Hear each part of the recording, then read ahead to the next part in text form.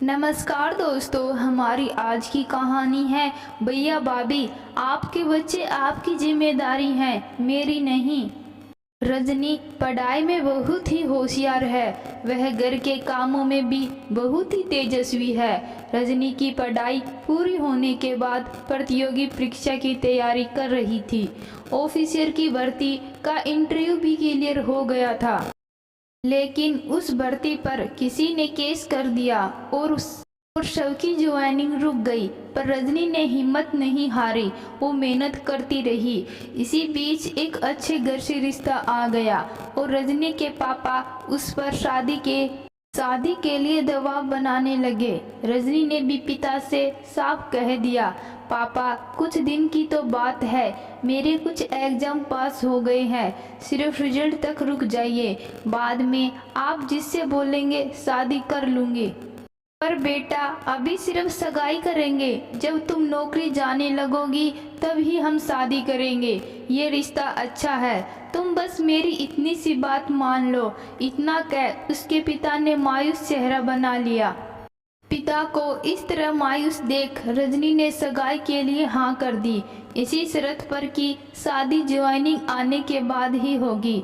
लेकिन सगाई होते ही रजनी पर शादी का दबाव दिया जाने लगा और कुछ समय बाद रजनी की शादी विराट से हो गई।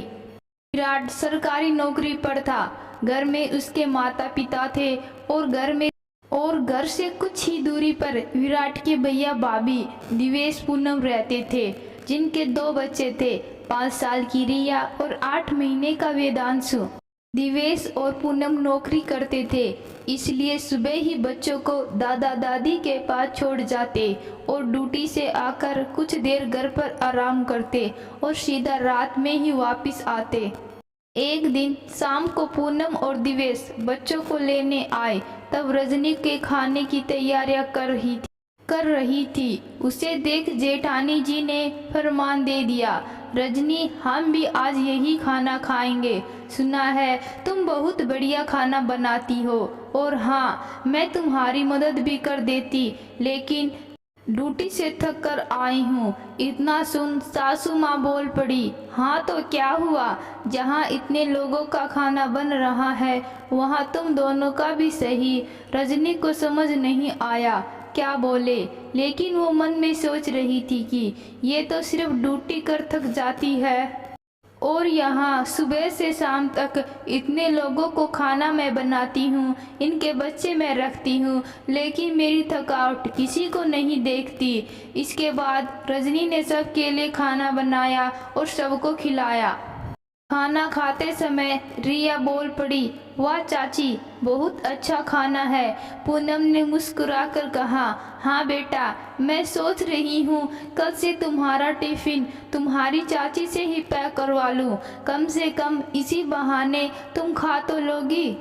इतना बोलते ही सासू माँ ने रजनी से कहा, बेटा कल से रिया का टिफिन तुम ही बनाना, जहाँ इतने लोगों का खाना बन रहा है, एक बच्चे का और सही। रजनी ने अपने पति विराट की ओर उम्मीद से देखा, लेकिन वो चुप रहा। रात में मौका देख रजनी ने विराट से कहा, विराट दीदी दोनों बच्चों को यहाँ छोड़ जाती है, रिया को तैयार कर स्कूल भेजने की जिम्मेदारी तो मेरी थी ही, अब उसके टिफिन की भी जिम्मेदारी मुझे मिल गई। देवांशु अभी छोटा है, दिन में बहुत बार डायपर चेंज करना पड़ता है और बार बार दूध की बोतल बनानी पड़ती है, ऊपर से तुम्हारे भैया भाभी रात तक इन्हें लेने नहीं आते हैं और आजकल तो डिनर भी यही करते हैं। मैं बहुत थक जाती हूँ, तुम प्लीज घर वालों से बात करो। ये कैसी बातें कर रही हो रजनी, ये परिवार तुम्हारा भी है, तुम ऐसे करोगी तो काम कैसे चलेगा। भाभी तो ड्यूटी करती हैं और तुम घर पर रहती हो, इतनी मदद तो कर ही सकती हो, तुमसे ये उम्मीद नहीं थी। इतना कह विराट सोने चला गया।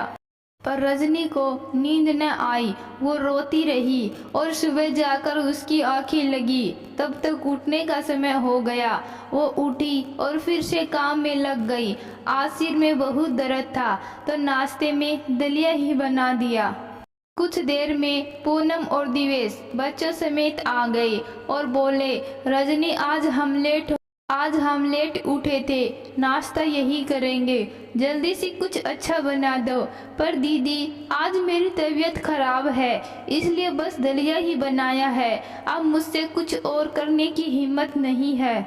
इतना कह रजनी रूम में जाने लगी तो पूनम बोली, अरे यार तुम तो पूरा दिन घर पर ही रहती हो, हमें ड्यूटी पर जाना है, खाना बना दो, फिर आराम करना, पूरे दिन फ्री हो। इतना कह पूनम मुँह बनाने लगी। आज रजनी से रहा नहीं गया, उसके सब्र का बांध आज टूट गया था। उसने बोला, दीदी फ्री रहने की तो छोड़ो, मेरे पास खुद के लिए समय नहीं है। अभी आपकी बेटी को तैयार करूंगी, उसका टिफिन पैक करूंगी, उसे स्कूल बस तक छोड़ने जाऊंगी और वापस आकर सबको नाश्ता करवाना। घर में झाड़ू पोछा बर्तन सब करूंगी और बीच बीच में आपके बेटे के डायपर चेंज और दूध बनाने का काम भी तो है। और इसी बीच रिया स्कूल से आती है, फिर उसको कपड़े चेंज करवाने के बाद लंच दूंगी, घर के काम करूंगी, फिर आपकी बेटी को ट्यूशन छोड़ने जाना, फिर उसको लेकर आना, शाम की चाय नाश्ते से फ्री होकर आप सबके लिए डिनर बनाना। मेरा दिन तो ऐसे ही चला जाता है। और जिस दिन कपड़े धोने होते हैं या मेहमान घर आ जाते हैं, उस दिन तो पूछो मत। आपके बच्चे आपकी जिम्मेदारी हैं, मेरी नहीं। और अगर आपसे नौकरी के साथ बच्चे नहीं पाले जाते तो छोड़ दो नौकरी, लेकिन आज के बाद मैं आपके बच्चे नहीं पालूंगी और ना ही आप सबके लिए खाना बनाऊंगी। इतना बोलते ही सासू माँ और जेठानी को गुस्सा आ गया और रजनी को बुरा भला कहने लगी। आज विराट से रहा नहीं गया, उसने भी बोल दिया, शर्म करो भाभी, मेरी बीबी आपकी नौकरानी और आपके बच्चों की आया नहीं है जो पूरा दिन आपके लिए काम करे। वह फिर भी चुपचाप सारे काम करती आ रही थी, लेकिन आज उसकी तबीयत खराब है और आप उसकी मजबूरी समझने की बजाय उसे उल्टा सीधा बोली जा रही हैं। आप अपने लिए कमाती हैं, ना कि हमें देती हैं, इसलिए आज के बाद अपना इंतजाम खुद करे और हमसे कुछ उम्मीद ना करे। विराट की माँ बीच में बोलने ही लगी थी कि ने उन्हें भी धमकी दे दी, माँ अगर आपने आज भाभी का साथ दिया तो मैं रजनी को लेकर यहाँ से चला जाऊँगा, फिर पालते रहना इनके बच्चे और करते रहना इनके काम। बात सुन विराट की माँ डर गई, क्योंकि रजनी चली जाएगी तो घर में नौकरानी की तरह काम कौन करेगा। इसलिए उन्होंने चुपचाप रहने में अपनी भलाई समझी और पूनम को बोल दिया, देख बहू, सच बताऊं तो मुझसे कोई काम होता नहीं, मेरे घुटनों में दर्द रहता है। घर के सारे काम और बच्चों के सारे काम रजनी ही करती है और उसने कभी कोई शिकायत भी नहीं की, और मैं फिर भी तेरे कान उसे कुछ न कुछ कहती रहती थी। तू घर से 4 कदम की दूरी पर रहती है, लेकिन आज तक तूने हमें ना तो कभी खाना खिलाया। और रही बात तेरी नौकरी की और तेरे कमाऊ होने की, तो तेरे पैसे से हमारा घर नहीं चलता, घर विराट की कमाई से चलता है। अब तू अपना इंतजाम खुद कर और हमसे कोई उम्मीद मत रखना। पूनम ये सोचकर ही डर गई कि वो सब अकेले कैसे करेगी, इसलिए उसने घर वालों से और रजनी से माफ़ी मांगी। रजनी ने माफ़ तो कर दिया, पर उनकी किसी भी प्रकार की मदद करने से साफ इनकार कर दिया। उस दिन के बाद रजनी की जिंदगी पहले से आसान हो गई। कुछ ही समय बाद उसकी नौकरी की ज्वाइनिंग भी आ गई और वो नौकरी भी करने लगी।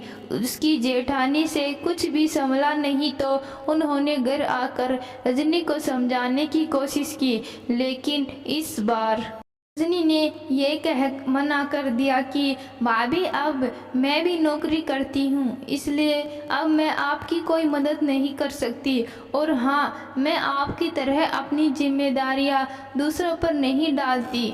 घर और नौकरी दोनों ज़रूरी हैं और मैं दोनों करने में सक्षम हूँ। ना क्या रजनी वहाँ से चली गई और उसकी जेठानी अपना समूह लेकर रह गई।